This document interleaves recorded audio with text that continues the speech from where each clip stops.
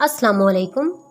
आपने ज़मीन से तो बहुत सी मेटल्स जैसा कि सोना, लोहा, तांबा इनके निकलने के बारे में सुना ही होगा, लेकिन क्या आपने कभी किसी एस्टेरॉयड से भी मेटल के निकलने के बारे में सुना है? जी, आज के अपने इस वीडियो में हम एस्टेरॉयड माइनिंग के बारे में बात करेंगे। एस्टेरॉयड माइनिंग एक ऐसा प्रोसेस है जिसमें किसी एस्टेरॉयड से माइनिंग के ज़रिए मेटल्स एक्सट्रैक्ट की जाएंगी।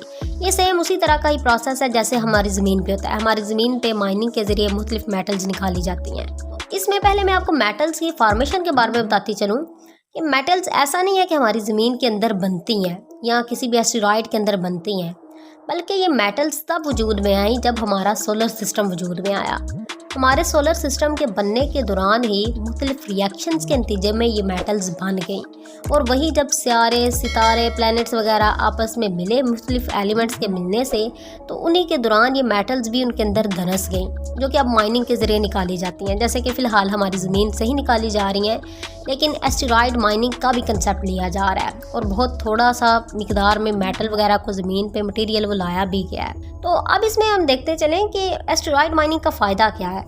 इसमें मैं आपको बताती चलूँ कि इसका सबसे बड़ा तो इकोनॉमिकल बेनिफिट है, यानी इकोनॉमिकली इससे बहुत फ़ायदा होगा। जब एस्टेरॉयड से माइनिंग के ज़रिए बहुत ज़्यादा एक्सपेंसिव मेटल या मटेरियल निकाल के ज़मीन पे लाया जाएगा, उसको बेचा जाएगा, तो उससे इकोनॉमिकली बहुत ज़्यादा फ़ायदा होगा। इसके अलावा मेटल्स वगैरह की नीड बहुत ज़्यादा पूरी होगी, और कहा जाता है कि वो एस्टेरॉयड्स जो कि एस्टेरॉयड बेल्ट में मार्स और जुपिटर के दरमियान में एक ऑर्बिट में मूव कर रहे हैं, उनके अंदर बहुत ज़्यादा मिकदार में इस तरह का मटेरियल पाया जाता है। इसी तरह का एक बहुत बड़ा एस्टेरॉयड जिसका नाम 16 साइकी है, जो कि एस्टेरॉयड बेल्ट में मूव कर रहा है, कहा जाता है कि उसके अंदर 10,000 क्वाड्रिलियन डॉलर का कीमती मादा मौजूद है।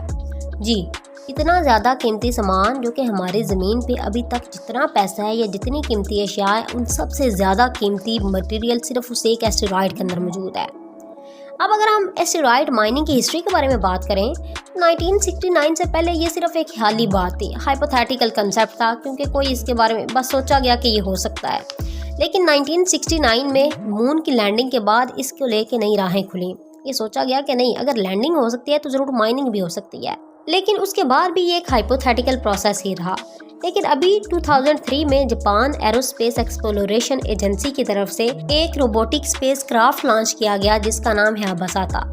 ये space craft return material mission के तहत लॉन्च किया गया ताकि ये ज़मीन पे वहाँ से कुछ मटेरियल लेके आए। 2010 में ये वापस आया और ये बहुत थोड़ी सी मिकदार में कुछ मिलीग्राम के हद तक मटेरियल लेके भी आया।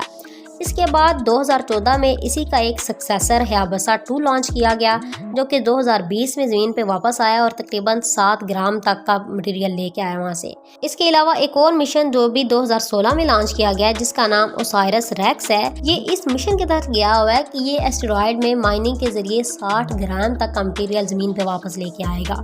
जी, तो ये एस्टेरॉयड माइनिंग है। तो अभी तक आपने फैसिनेटिंग वे में ये तो देख लिया कि एस्टेरॉयड्स के अंदर कितना ज़्यादा कीमती मटेरियल पाया जाता है, जो अगर निकाला जाए तो कितना ज़्यादा कीमती होगा और कितना ज़्यादा बेनिफिट होगा उससे। लेकिन इसमें मैं आपको साथ साथ ये बताती चलूँ कि ये कोई इतना आसान काम भी नहीं है। ये बहुत ज़्यादा चैलेंजिंग काम है कि किसी एस्टेरॉयड से माइनिंग के ज़रिए आप मटेरियल निकालें। तो अभी हम इसके चैलेंजेस देखेंगे कि एस्टेरॉयड माइनिंग में चैलेंजेस क्या हैं। तो इसका सबसे बड़ा चैलेंज तो हाई कॉस्ट है, यानी आपने स्पेस फ्लाइट करवानी है, आपको डेफिनेटली वो सारी मशीनरी लेके जानी पड़ेगी साथ, तो ये बहुत ज़्यादा कॉस्टली है। और इसका सेकंड चैलेंज ये है कि ऐसे एस्टेरॉयड की तलाश, उसका आइडेंटिफिकेशन जिसमें से वाकई में कोई कीमती मटेरियल निकल भी सके। ऐसा तो नहीं है किसी ऐसे पे आप किसी ऐसी जगह पे जाके माइनिंग कर ले जहाँ पे आपको फ़ायदा ही ना हो, तो आप उल्टा नुकसान आपको ज़्यादा हो जाए, खर्चा वगैरह वैसे ही हो जाए। तीसरा इसका बहुत बड़ा चैलेंज स्पेस के अंदर वहाँ से एक्सट्रैक्शन है, क्योंकि आप जानते हैं कि स्पेस के अंदर ग्रेविटी वगैरह नहीं होती, तो ये एक एक्स्ट्रा एक चैलेंज है जिसमें से ये वहाँ पे माइनिंग करना स्पेस की उस नेचर की वजह से बहुत ज़्यादा मुश्किल है। तो ये एक सारा प्रोसेस है जिसकी वजह से ये कोई इतना आसान काम भी नहीं है। आपको ये वीडियो इंटरेस्टिंग लगी होगी। ओके, अल्लाह हाफिज़।